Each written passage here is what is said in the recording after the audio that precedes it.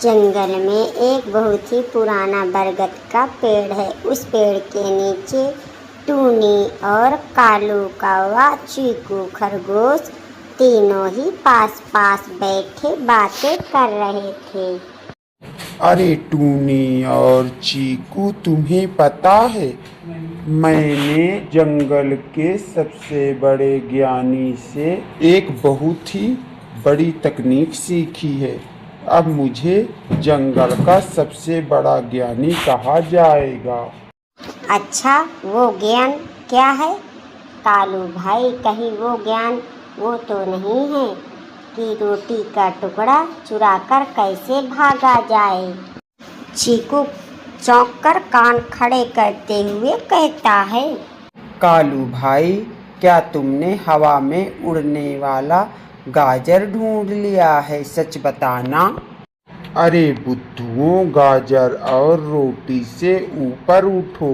मैंने सीखा है भविष्यवाणी करना।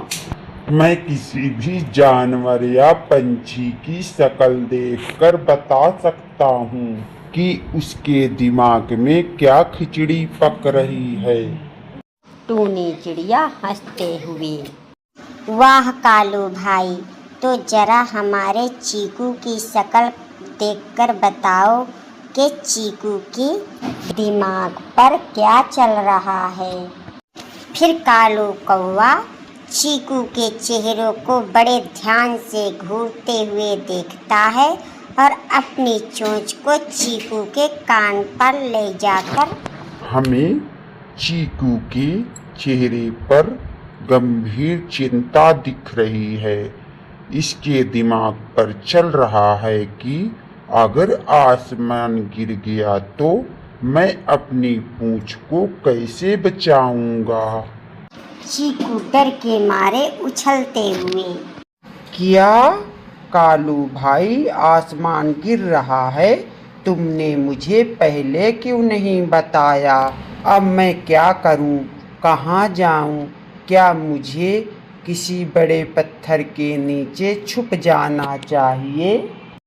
टूनी चिड़िया ठहाका लगाते हुए कहती है। अरे चीकू, तुम चुप हो जाओ। कालू की भविष्यवाणी का मतलब है कि इसके दिमाग में भूसा भरा है। आसमान कहीं नहीं, कभी नहीं गिरेगा। कालू कौवा चिढ़कर बोलता है। अच्छा टूनी, तुम ज्यादा होशियार मुझसे मत ही बनो। अब तुम्हारी बारी है। तुम्हारी शक्ल बता रही है कि तुम सोच रही हो कि कल सुबह उठकर किसकी चुगली करनी है। टूनी चिड़िया अपनी आंखें मटकाते हुए कालू को जवाब देती है। गलत जवाब कालू मास्टर। मैं तो यह सोच रही थी कि अगर मैं जंगल का राजा बन जाऊं तो सबसे पहले कालू को शांत मौन व्रत रहने की सजा दूंगी।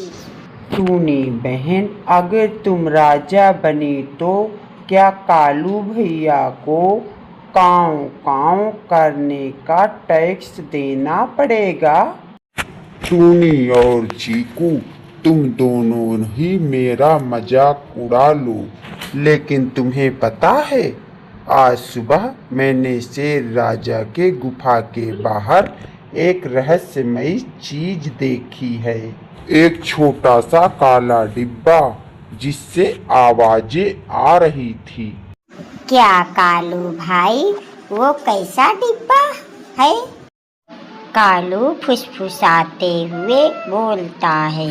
मुझे लगता है टूनी बहन, इंसानों ने जंगल में कोई अपना जासूस छोड़ा है। मैंने उस डिब्बे से अपनी चोंच मारकर पूछा, तुम कौन हो? तो अंदर से एक लड़की की आवाज आई, I am sorry, I didn't get that. Cheeku खरगोश अपनी आंखें बड़ी बड़ी करके। हे भगवान, जासूस सॉरी बोल रहा था। कालू भाई, आपने उस जासूस पर हमला क्यों नहीं किया? अरे चीकू भाई, मैंने सोचा जासूस संस्कारी है, सॉरी बोल रहा है, तो मैंने उसे छोड़ दिया। टूनी चिड़िया हंस हंस कर लोटपोट हो जाती है।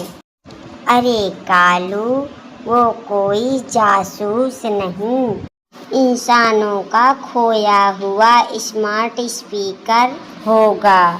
तुम सच में कालू के कालू ही रहोगे। चीकू खरगोश राहत की सांस लेते हुए कहता है। मुझे लगा फिर से कोई मुसीबत आ गई। वैसे टूनी बहन, कल रात मैंने बहुत ही डरावना एक सपना देखा। क्या देखा चीकू भाई? लोमड़ी ने तुम्हें पकड़ लिया? नहीं, मैंने देखा कालू भाई गाना गाना शुरू कर दिया और सारा जंगल के पक्षी जानवर अपने कान बंद करके भाग रहे हैं। सबसे डरावनी बात यह थी कि मैं सपने में भाग ही नहीं पा रहा था, क्योंकि मेरे पैर मिट्टी में फंस गए थे। चीकू, तुम्हारा सपना अभी सच हो सकता है। अगर तुमने मेरी गायकी का अपमान किया तो मैं अभी सुर तान लगाने वाला हूँ। काँव काँव काँव। टूनी चिड़िया अपने कान बंद करके बोलती है। रहम करो कालू, जंगल में अभी शांति है, इसे भूकंप में मत बदलो। वाह कालू भाई, तुम्हारी आवाज़ सुनकर कोयल भी अपना घोंसला छोड़ करके शहर चली जाएगी। अरे तुम दोनों मेरी कला की कद्र नहीं करते हो। तुम दोनों देखना, एक दिन मैं जंगल का बहुत बड़ा गायक बनूंगा। हाँ हाँ कालू भाई, जब तुम गायक बनोगे तो हम तुम्हारी कॉन्सर्ट के टिकट मुफ्त में बांटेंगे, ताकि कोई तुम्हारा गाना सुनने आए ही नहीं। चीकू खरगोश ताली बजाते हुए। सही कहा टूनी बहन। चलो चलो दोस्तों, अब ज़्यादा मक्खन मत लगाओ। ऐसे ही बैठे बैठे शाम हो गई। अब सब अपने अपने घोंसले और बिल की ओर चलने की तैयारी करो, वरना रात को उल्लू दादा आकर अपनी पुरानी कहानियाँ सुनाने लगेंगे। टूनी चिड़िया हंसते हुए। अरे नहीं, उल्लू दादा की बोरिंग कहानियाँ सुनने से अच्छा है कि हम कालू भाई की काँव काँव सुन लें।